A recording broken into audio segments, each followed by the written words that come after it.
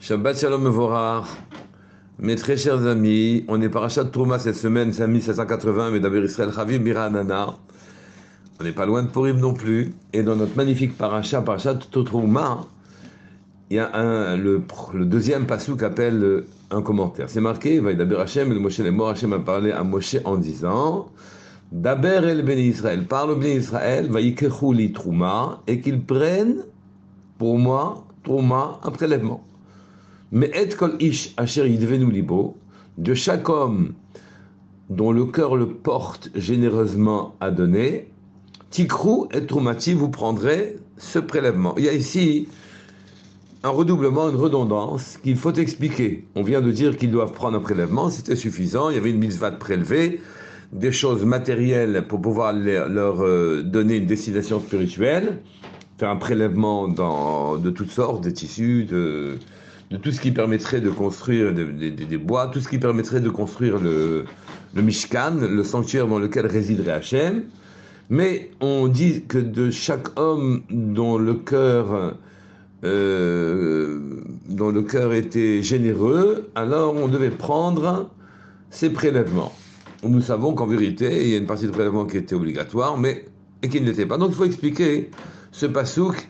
En plus, il faut expliquer pourquoi Akadosh Baruch Hu demande qu'on prenne pour lui. Mais tout est à lui. Tout est à lui. Qu'est-ce que ça veut dire on prend pour lui? Pour expliquer tout ça, je voudrais vous rappeler, dans le Beit HaMikdash, aussi dans le Mishkan, dans le sanctuaire, la première pièce s'appelle le Kodesh, la seconde pièce s'appelle le Kodesh HaKodashim. Elles sont séparées par une parochet, par un grand rideau. Dans le Kodesh HaKodashim, l'endroit le plus saint dans lequel n'avait le droit de rentrer le Kohen Gadol qu'une fois par an, il n'y avait qu'une seule chose, le Haron, le coffre. Dans ce coffre, il y avait les tables de la loi, les louchot, les premières qui ont été cassées, les secondes aussi, celles qui étaient restées intactes, et on mettait aussi dans ce Sefer Torah, on mettait aussi dans ce Haron un Sefer Torah, il y avait aussi une portion de manne, et tout ce que ce Haron contenait, ce coffre contenait, qui était recouvert par la caporette sur laquelle il y avait les fameux chérubins, les deux formes angéliques qu'il y avait au-dessus. Dans ce coffre-là, normalement, ces dimensions ne permettaient pas de contenir ce qu'il contenait. Puisqu'on connaissait les dimensions des tables de la loi, du Sefer Torah, en fait, il semblait ne pas se soucier de la dimension physique des choses. Ce coffre-là, ce Haron, Ishayahu, 100 ans avant la destruction du premier Beit HaMikdash, du premier temple, Ishayahu savait le désastre vers lequel on se dirigeait, il l'a enterré. Le désastre, la destruction était inéluctable. Et donc, pendant 100 ans, lors du premier Beit HaMikdash, on est resté sans Aaron dans le Kodesh HaKodashim. Et donc, il n'a pu être pris ni à Babel, quand les Babyloniens ont conquis Israël, ni à Rome, puisque dans le deuxième Beit HaMikdash, il n'y avait pas du tout de Aaron. À aucun moment, il y avait un Aaron. Pourquoi il n'y avait pas de Aaron? Parce que le Aaron devait contenir ces choses saintes, et que il n'était plus, la dimension, la signification du Aaron n'était plus en rapport avec le monde juif tel qu'il se trouvait à ce moment-là. Leurs aspirations étaient insuffisantes, et donc il a été enterré. Un Kohen qui était inapte au service de la Kehuna, et qui donc devait se contenter de vérifier les bois que l'on brûlait pour entretenir le feu sur l'autel, a cru comprendre où était caché le Haron, en voyant une dalle branlante. Il s'est empressé de courir à l'extérieur pour pouvoir révéler ce qu'il avait découvert, mais il est mort. Il est mort. Donc, concernant le Haron, ses dimensions étaient brisées. Une amas et demie sur une amas et demie, grossièrement 80 cm, sur 2 amot et demi, c'est le seul meuble du sanctuaire qui avait des mesures brisées, qui est en train de nous signifier en quelque sorte que ce n'est pas fini. Ça appelle un complément. Ce n'est pas en soi quelque chose de complet. Ça cherche à briser la finitude pour accéder à de l'infini. Mais plus étonnant encore, les mesures du Kodesh HaKodashim, l'endroit où se trouvait donc ce Aaron, telles qu'elles ont été données, cette mesure précise, quand on remesuré la dimension qui allait de la paroi du Kodesh HaKodashim au Aaron, qu'on y ajoutait la dimension du Aaron, et puis qu'on ajoutait, enfin qu'on additionnait la dernière partie, c'est-à-dire depuis le Aaron jusqu'à l'autre paroi, eh bien on avait exactement la même dimension. On aurait pu dire que le Aaron ne prenait pas de place. Mais qu'est-ce que cela signifie? Qu'est-ce que cela signifie? Est-ce que le Aaron existe ou il n'existe pas? Et quel est le message qui nous est délivré en nous donnant ce type de considération et d'information? En fait, souligne Rav Kal Mishkan Kolonimos, le Mishkan, le sanctuaire, et après le Beit HaMikdash, suivait le plan de la création. Je m'explique. Hachem est infini, et s'il est infini, il ne laisse aucune place à des créatures, par définition, finies et limitées. L'infini ne peut pas créer le fini. Et s'il est là en tant qu'infini, il n'y aura rien d'autre que Hachem, que lui. Aussi s'est-il caché, laissant de l'espace à autre chose. Espace, c'est halal. Et halal, c'est la même gematria que chaim. Et donc l'espace, en vérité, d'où il s'est écarté, caché, oui, nous laisse de la vie. Nous laisse la vie. Mais de notre côté, il y a un paradoxe. C'est que si jamais il est caché, qu'on ne le voit pas, il est lui-même la vie, et la vitalité de toute chose. Alors à ce moment-là, s'il n'est pas là, il ne peut pas y avoir de vie. Donc il s'est écarté, il s'est caché pour nous donner la vie, mais s'il n'est pas là, il n'y a pas de vie. Aussi, dans cet espace, Hachem a fait entrer un or spécifique. Un or, une lumière spécifique de sa présence infinie. Et cette lumière, il l'a contractée, en fait, comme une ligne. La ligne est une figure géométrique qui est infinie aux extrémités, mais sur ses côtés, elle n'a pas de dimension en quelque sorte. Elle est très fine, elle est infime.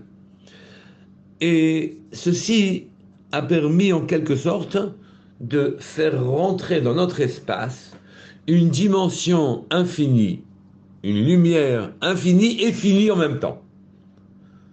Ce cave-là, cette ligne de lumière, a apporté la vie à tout ce qui existe dans notre univers à nous. Dans les 4 sodotes, dans les 4 fondements, aussi bien le minéral que le végétal, que l'animal, que l'humain, ont besoin de recevoir de la vie, qui est quelque chose qui est infini, mais de la contenir, cette vie-là, dans quelque chose qui est fini, dans le corps. Et donc, il y a un endroit où se rejoignent le fini et l'infini. Reprenons. Quand le cave, cette ligne de lumière extrêmement fine, est rentrée dans notre espace à nous, à cet endroit-là de l'espace, notre monde fini rencontre l'infini. La lumière et la vie a pu se répandre dans cet espace-là, sans pour autant qu'elle ne gêne l'existence de créatures finies. Le Sinaï était aussi un point de rencontre entre le ciel, les cieux et le terrestre, entre Hachem et l'homme. Hachem a préparé cet endroit-là. Il lui a dédié une dimension. Cette préparation a permis de créer un point de rencontre. Un point de rencontre entre le fini et l'infini. Mais, quand on est descendu du Sinaï, Hachem nous a demandé, a souhaité, que nous nous efforcions nous-mêmes de créer, un pont, un endroit de jonction entre le fini et l'infini, qui sont naturellement le Mishkan, le sanctuaire dans le désert, ou le Beit HaMikdash sur terre à Yerushalayim. Dans le Beit HaMikdash ou dans le Mishkan, donc on voit ici des kelim, des meubles, des ustensiles, oui, où la matière, malgré sa limite, embrasse l'illimité, embrasse l'infini. Ce n'est pas le seul endroit où la limite est inexistante, elle est même bannie, où l'infini arrive à se cantonner, se contenter, en quelque sorte, se laisser contenir dans la tsura, dans la forme. Dans le Mishkan, la matière perd ses frontières. Par exemple, lors de la menorah elle-même, qui n'est qu'un ustensile, qu'un keli en or, oui, apportait la lumière et les éclaircissements à la sagesse au monde entier. Les pains d'assignation, qui n'étaient que de la farine et de l'eau, ils apportaient la parnassa au monde entier, ils apportaient la nourriture au monde entier. Donc ici, la frontière n'existe pas. Mais ces endroits-là, aujourd'hui, on n'en dispose plus. Il n'y a plus de sanctuaire, il n'y a plus de Beit HaMikdash. Mais nous devons, nous, construire le point de jonction. Retrouver, plus exactement, le point de jonction entre l'infini et l'infini. Remarquez que dans l'esprit, il n'y a pas de frontière entre le fini et l'infini. Et même dans notre corps même, la vitalité, la vie, qui est infinie, voisine avec la matière, et mieux que ça, elle l'anime. Dans notre prière, dans la tfila, on s'adresse à l'infini. Et même, plus prosaïquement, dans nos maisons, là où naît la vie, dans le foyer juif, le bonheur et la joie souffriraient en quelque sorte d'être définis. Nos aspirations spirituelles provoquent qu'il faille définir un point de jonction. Comprendre où est notre point de jonction avec l'infini. Mais ça ne semble pas être une partie facile. Comment faire? C'est justement ce que nous dit le deuxième passage de la paracha. Daber el ben Israël va yikruli trouma. Parle donc au ben Israël et qu'ils prennent pour moi, pour me découvrir, pour me retrouver, pour trouver l'infini en quelque sorte, qu'ils prennent un prélèvement. Mais vous allez me poser la question, mais quel rapport y a-t-il entre un prélèvement et découvrir l'infini? Pour quelle raison, à partir d'un prélèvement, on pourrait découvrir l'infini, notre vie? Eh bien, c'est la suite du pasuk. Mais et kol ish asher yidvenu libo, tikru et trumati. Le pasuk qui se lit d'après le sens littéral, c'est de chaque homme qui veut avec générosité donner ce qu'il veut donner comme prélèvement, ou tikru et trumati, vous prendrez vos prélèvements. Mais on peut comprendre un petit peu différemment. Mais et kol ish, de chaque homme, asher yidvenu libo, qui généreusement donnerait libo son cœur. Tikru et trumati, vous prendrez ce prélèvement de sorte que vous me découvriez, comme au début du passage, c'est marqué, va ikruli trouma, de sorte que vous me trouviez, d'accord? Donc ce passage est en train de nous donner une feuille de route. Il dit que notre cœur, si on y fait des prélèvements, alors nous permettra de rencontrer Hachem, de rencontrer l'infini. Qu'est-ce que ça veut dire? En fait, notre cœur doit trouver sa route. Il faut qu'il abandonne, pour trouver sa route, une route, n'oubliez pas, c'est comme une ligne. C'est défini, mais c'est infini. Toutes les routes finissent par se rejoindre. Oui. Et Mais sur les côtés, c'est limité. Donc, en limitant, en s'interdisant les côtés, on donne un chemin à nos cœurs. Quand on abandonne le diktat de nos envies, les décrets de nos ambitions, que aussi on laisse de côté notre confort, nos peurs. Donc quand on enlève les aspirations au matériel du cœur, donc quand on fait ce prélèvement-là, alors à ce moment-là, on prend de notre cœur ce qu'on doit prendre, et notre cœur trouve son chemin. Et trouver son chemin, c'est le chemin vers Hachem, le chemin de l'infini. Vaïkrouli, vous prendrez, pour moi, veut dire, vous prendrez pour me trouver une trouma, un prélèvement. Et Hachem, à ce moment-là, notre cœur sera ouvert, alors qu'il est fermé par la puissance de nos instincts terrestres, par la force de nos passions pour la matérialité, nos ambitions pour le kavod que l'on doit recevoir. Oui, notre cœur se ferme.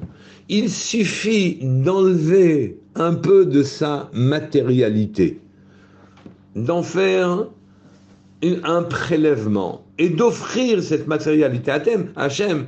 Ce n'est pas qu'on va devenir kadosh par ce fait-là, c'est que la porte de la gdusha nous sera ouverte. Si on recherche la gdusha, si on cherche à s'élever, eh bien, ça commence par créer des sentiers dans notre cœur, des sentiers dans notre tête. Et les sentiers, par définition, négligent ce qui se trouve à droite et à gauche, à notre droite et à notre gauche, et nous ouvrent un chemin central qui nous permettra de trouver une voie vers ce qu'on ne sait pas encore, vers l'infini. Pour le trouver, on prend quelque chose. Et ça marche comme ça aussi dans la matière elle-même. Quand on prélève de nos fruits que l'on a reçus de la part d'Hachem, quand on en prélève une partie et qu'on le donne aux personnes à qui on devait le donner à l'époque où c'était possible, et aujourd'hui quand on ne les prend pas, tout simplement, eh bien, les pommes que l'on a prélevées, les fruits que l'on a prélevés, elles ont une gdusha qu'elles n'avaient pas auparavant. Donc il suffit d'enlever de la matière pour trouver de la gdusha. C'est ça que veut dire le pasouk. Vaïkrou li trouma, qu'ils prennent pour moi, pour me trouver un prélèvement, qu'il donne une partie de son cœur. Et quand son cœur est délesté de ses passions pour la matière, il ne peut que rencontrer l'infini. Et ceci est en grand rapport avec la fête de Purim, mais on en parlera après Bezrat Hashem Itbarar. Shabbat Shalom Mevorach à tous, Kol Tuv, qu'Akadosh Baruch Hu nous permette, à nous aussi, de nous ouvrir à l'infini. Kol Tuv.